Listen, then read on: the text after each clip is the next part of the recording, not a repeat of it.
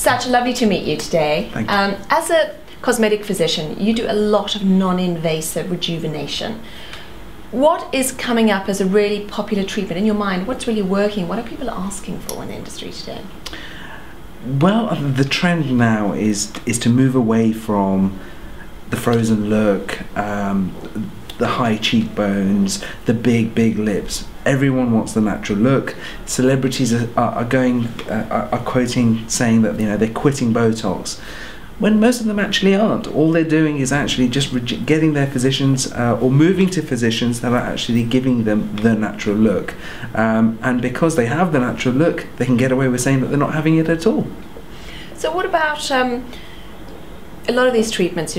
People say start younger and then you'll have a longer term benefit for it. But from some people have said to me that you don't want to start things like fillers too young, because you can end up with that bit of an over puffed turkey look because you started so young. Because the results, to get the same result, you need more and more filler each time, and then you end up looking, do you know what I mean about that puffed up face look?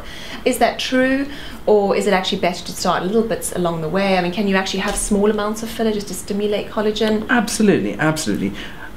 The one thing to bear in mind is that aging is an active process. So if you only have very subtle signs at the beginning, you just put in a small amount. As you get older and older, then your requirements increase. If you want that constant look, the key to that isn't about the quantity of product that's injected. It's about managing your own expectations and ensuring that you stick with one physician for your whole life. The issue is that if you're going from one physician to another practitioner who doesn't know what your baseline is, they're going to give you what they feel is best for you. The best way to armor yourself is to actually take a picture of yourself taken 3 to 4 years ago and give that to your physician as a baseline, to put a pop in the notes so that you can always refer back to that, to say, this is the look I had, this is the look I want to maintain, and can you please try your best? So I suppose one of the dangers of using a variety of physicians throughout your aging life, shall we say, and this is just also from my own experience, every person I interview, I ask the question, what do I need done? And everyone says something different, and I think you almost, as a woman, you find that really confusing. It's like, well, what do I need done and what don't I need done? Because one person's saying a bit of Botox, a bit of fillers, someone else is saying have Fraxel, have Thermage, and it is very confusing. There's not one message. No physician tells you one thing that you should have done. So how, as the consumer, do you have faith that the person is telling you the right thing? Okay, well, I think the best way to go about this, if a family member of mine wanted treatments, I would say to them, why don't you shop around? Get as many consultations as possible. The sector in the UK, we're pretty fortunate in that the business models that have been set up are geared up so that we welcome you through the door. Consultations are often free. So gather as much information as you can, as many recommendations as you can, and start off quite conservative. Remember, you can't really go back once you've committed to a particular treatment. But the good thing about non-surgical is that you can tweak yourself. It's like work in progress. You can have that little bit. If you want that little bit more, go back. But one thing that needs to be pointed out is that across the UK, there's a huge breadth of practitioners who say they are anti-aging practitioners. But you also need to just bear in mind that there are some people at the very top who have the whole array and portfolio menu of services which can deal with almost every aspect of aging, whereas others are quite limited in the services that they can offer you. So match like for like, go in quite moderately, quite conservatively, and see how you go. So what about things like, do you find that some of the clients that come to you are almost kind of quite one-dimensional in the treatments that they ask for, that the knowledge of the variety and choice of treatments out there is quite limited, and that people have 2 things on the tip of their tongue: Botox, fillers, and actually there's so much more that you can do to look younger, isn't there? Precisely. Aging is a multifactorial process. There's lots of things happening to the face: bone changes, volume loss, the skin's changing, its elasticity, its pigmentation, its tone, its texture. Muscles are getting more active, creasing the skin. Others are wasting away. So there's lots of things that probably need to be done to the face if you want that truly comprehensive anti-aging treatment plan.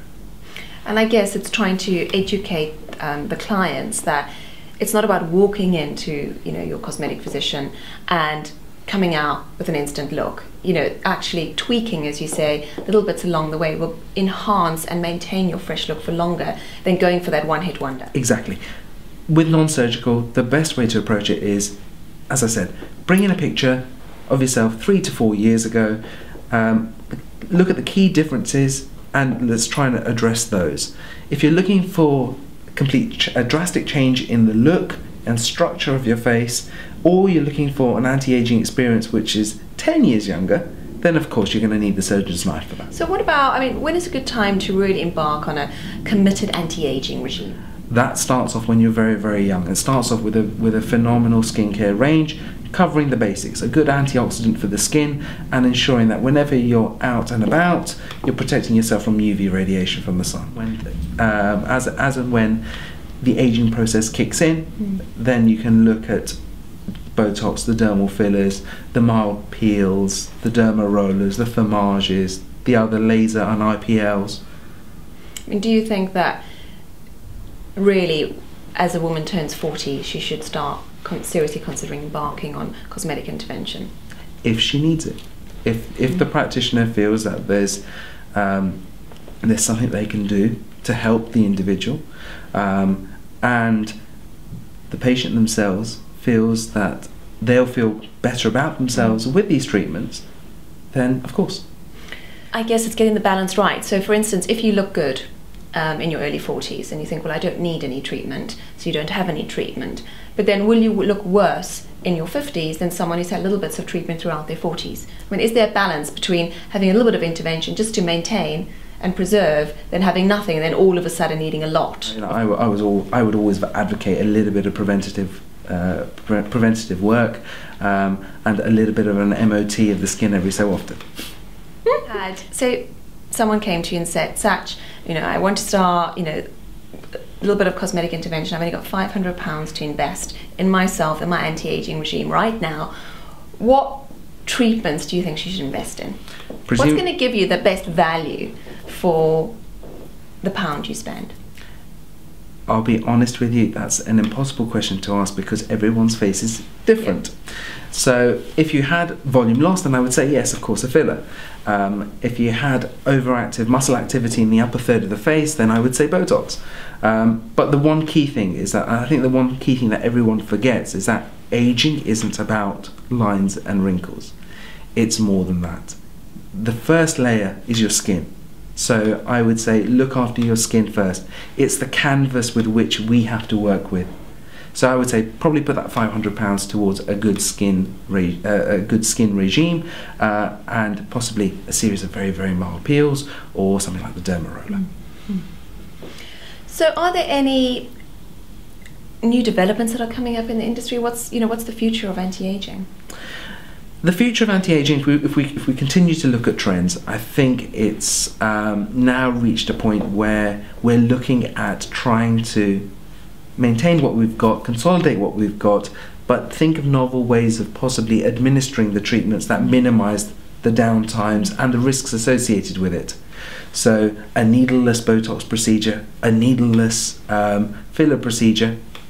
I know, it may sound rather crazy now, but come 10, 20 years from now, we may look back at what we're doing now thinking, oh, that was a very primitive way of administering a toxin. So, I mean, already we have creams that are hyaluronic acid based and say, the derma filler in a bottle and Botox in a bottle and that kind of thing. But that's not what you're referring to by having a needleless procedure, because obviously those don't have the same effect. No, we're talking about getting the same clinical results with the needle, but without the needle. I mean, as we get into our 40s, do you think it's really better to invest in a professional skincare range rather than something that's available on the high street? Of course. As I said earlier, the great thing about the industry within the UK is that most consultations are free. So why not just go and get a skin consult and be directed towards an evidence-based skincare regime. They're called cosmeceuticals.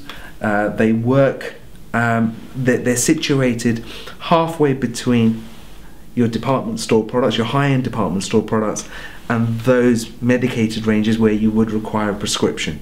They are available over the counter, but they are very, very potent. So you need to respect those products, and I wouldn't look at going out and buying these ranges unless you've had a proper consultation and proper direction and a regime prescribed specifically for you.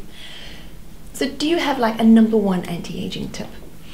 Yes, I personally am very, very busy. I don't get that much opportunity to get on the couch and ask one of my therapists to conduct a treatment. A microdermabrasion is often offered within aesthetic clinics as a good way to give an instant pickup to the skin by shedding off that very, very top layer of the epidermis, that dead layer. And after a good microdermabrasion session, the skin regains that glowy look to it. A good way to go about cheating is for the ladies out there is to actually raid your husband or your partner's shaving scrub and actually to scrub your face for a good 10 to 15 minutes. It will give you a result as good as a microdermabrasion. So there you have it, girls. Go and raid your husbands, if they have one, beauty cabinet, and get that shaving scrub and get scrubbing and get that youthful glow back. Thank you, Sach. Pleasure.